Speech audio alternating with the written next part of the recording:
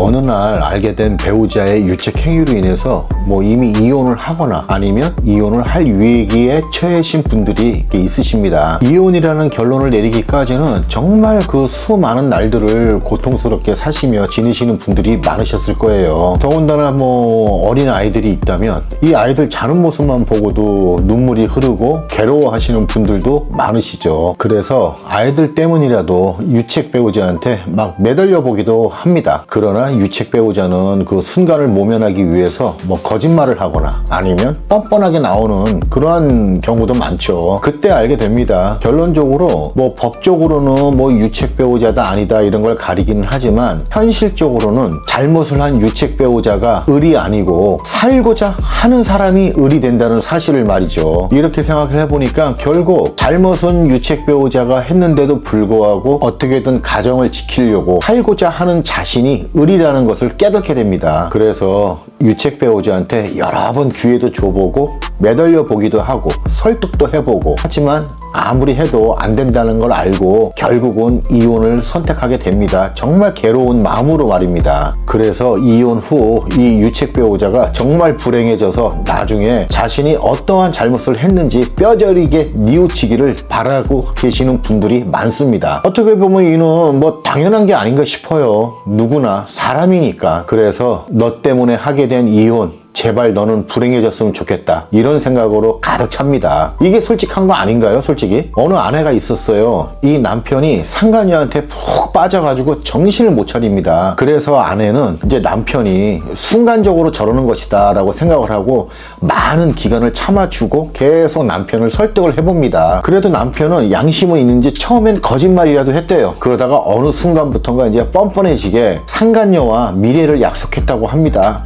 양쪽 모두 이혼하고 같이 살기로 했으니까 자기 행복을 위해서 놔달라. 너도 너 사랑하는 남자 만나서 살아라. 오히려 이 남편이 아내를 설득을 하는 상황이 생겼어요. 그래서 결국 이들 부부는 이혼을 했습니다. 이혼을 할 때도 아내는 정말 참담한 심정이었죠. 그런데 이 상간녀의 남편이 이 불륜 사실을 알고 이 남편 회사에 찾아가서 아주 난리를 쳤었나 봐요. 그래서 그 직장이 좀 그런 부분이 좀 엄격한 집단이라서 이 남편이 결국은 견디다 못해 그 직장을 그만두게 됐습니다. 그리고 너무나 우습게도 상간녀도 이 남편을 외면했습니다. 상간녀는 이 남편하고 불륜 관계를 저지를 때만 이런니 저랬니 하고 짝짝꿍 돼가지고 둘이 만났을 뿐이지 정작 이런 일이 생기니까 언제 그랬냐는 듯이 자기 남편 편을 들고 상간남을 멀리 했습니다. 결론적으로 이 남편은 아내와 이혼도 하고 직장도 잃고 그리고 상간녀한테 버림까지 받고 그냥 말 그대로 그냥 쫄딱 망해버린 거나 마찬가지가 되는 상황이 되겠죠. 더군다나 남편은 상간남 소송까지 당해서 어느 일정 금액의 위자료까지도 물어준 상태였어요. 평소에 좀 나태한 생활을 했던 남편인지라 직장을 잃고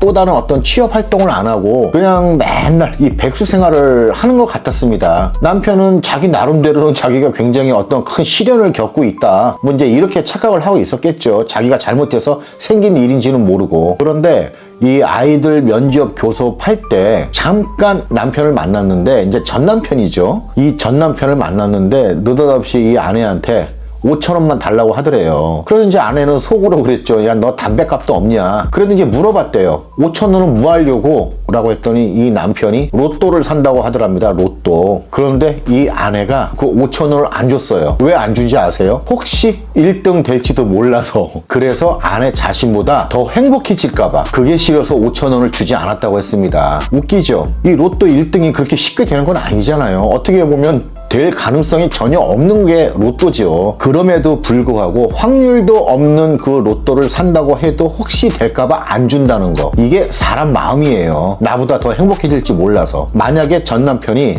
담배 사려고 했으면 자기는 5,000원이 아니라 한 10,000원 정도 주려고 했대요. 이렇듯 이 유책 배우자의 어떠한 잘못으로 인해서 정말 고통을 느끼면서 결혼하신 분들은요, 이 상대방 전 배우자가 행복해지는 것을 그렇게 바라지 않습니다. 이 벌은 세월이 준다고 하잖아요. 그래서 이 사람이 나중에 정말 자기 잘못을 뉘우치고 눈물을 흘리길 바라는 어떤 심리가 많아요. 저는 사실 이분들이 잘못 생각을 하고 있다고 생각은 들지 않습니다. 누구나 그럴 수 있지 않을까요? 그래서 결론적으로는 불행하게 살아야 자신의 잘못을 뉘우치고 또 다른 한편으로는 자기하고 이혼하고 나서 잘 살면 솔직히 배 아프잖아요. 약 오르기도 하고. 이게 우리 솔직한 심정입니다. 솔직히 저 인간이 나하고 이혼하니까 더 잘 사네? 이런 생각 하시고 싶은 분들 계세요? 안 계시지? 그런데 가만히 생각을 해보니까 비록 잘 살지 않았으면 좋겠다라고 하는 저 전 배우자가 못 살면 이 다음에 우리 아이들을 괴롭히지 않을까라는 이 염려가 들 때도 있습니다. 가정까지 깨트리고 부모 노릇도 제대로 못했으면서 나중에 자신이 어려워지면 성인이 된 내 자식들한테 와서 손 벌릴 거 아니에요. 분명히 뭐 부모니까 자식 노릇해라 이제 이런 식이 되겠죠. 뻔뻔하니까. 이렇게 돼버리면 이혼할 때 그렇게 자기 속을 썩이고 해가지고 이혼을 했더니 나중에는 이제 자식들까지 괴롭히는 어떤 그런 상황이 될 수도 있는 거거든요. 가만히 생각해 보세요. 배우자의 유책 행위로 인해서 정말 힘들고 고통스럽게 어렵게 이혼을 했고 정말 성실히 열심히 살면서 아이들 잘 키워놨더니 그 잘 키운 아이들한테 접근해서 손을 벌리고 괴롭히고 한다고 생각을 해보세요. 이것도 정말 우라통 터지는 일이거든요. 그리고 또 아이들 입장에서는 일단 어쨌든 부모니까 외면하지 못하고 또 어쩔 수 없이 도와주는 상황이 생겨날 수도 있습니다. 그래서 정말 넓게 생각하면 배우자가 너무 힘들고 어렵고 불행하게 살면 또 안 될 것 같아요. 아무튼 뭐 전 배우자 때문에 하게 된 이혼이고 그 상처는 엄청나서 전 배우자를 생각을 하면 항상 우라통이 터지고 막 가슴이 먹먹해지고 화가 나는 경우가 많습니다. 다들 그 저주 인형이라는 거 아시죠? 저주 인형. 왜 우리가 드라마나 영화를 보면은 이제 저주의 대상을 하나를 딱 정해놓고 인형을 하나 만들어서 무슨 바늘 같은 걸로 막 찌르고 그리고 막 불로 태우잖아요. 그러면 그 저주의 대상이 갑자기 욱 하고 막 피를 토하고 쓰러지고 막 이러다가 중병에 걸려서 죽고 이러잖아요. 근데 이건 이제 드라마나 영화니까 가능한 거지 실질적으로는 전혀 그럴 일이 없잖아요. 그냥 내가 이 새끼 어떻게 좀 됐으면 좋겠어 해가지고 막 그걸 찌르는 동안 내 마음만 분노에 차오르고 나만 마음이 엄청 불편해질 뿐입니다. 이거는 뭐 바늘이 아니라 송곳으로 찔러도 상대방은 아무렇지도 않아요. 그래서 미싱으로 뜨르륵 하고 박아도 상대방은 아무렇지 않게 잘 살아요.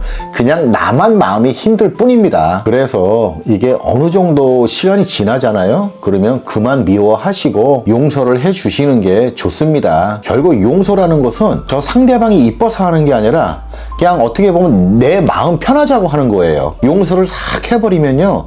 그 사람에 대한 미움과 분노가 어느 정도 사라져서 내 마음이 편해집니다. 그렇기 때문에 결론적으로는 저 사람을 용서를 안 하고 내가 미워한다고 하고 저주를 뿜는다 해서 저 사람이 뭐 어떻게 될 것도 아니기 때문에 내 마음만 불편해져요.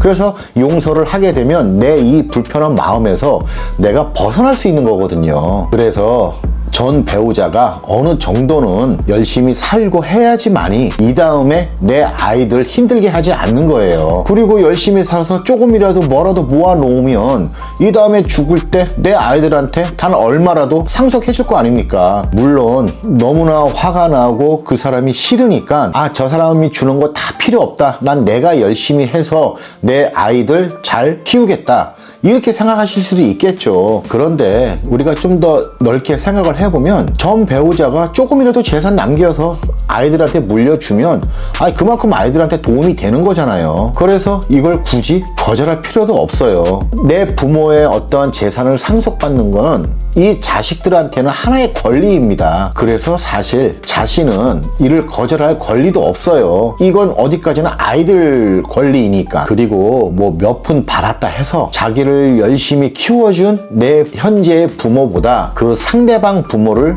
뭐 더 고맙게 생각하거나 아니면 같은 부모라고 해서 동급으로 생각하지 않습니다. 애들은요 다 알아요. 자기 자신을 누가 힘들게 열심히 잘 키워주었는지를. 그래서 전혀 그런 걱정 안 하셔도 됩니다. 그래서 지금부터라도 아무리 미운 유책 배우자였던 전 배우자 하더라도 잘 살기를 바라는 마음으로 살아가세요. 너 때문에 하게 된 이혼 네가 행복해지기를 바라지는 않겠지만 그래도 잘 살아라. 대신 나보다는 못 살기를 바란다. 이 마음으로 바꿔서 살아가시 바랍니다. 끝.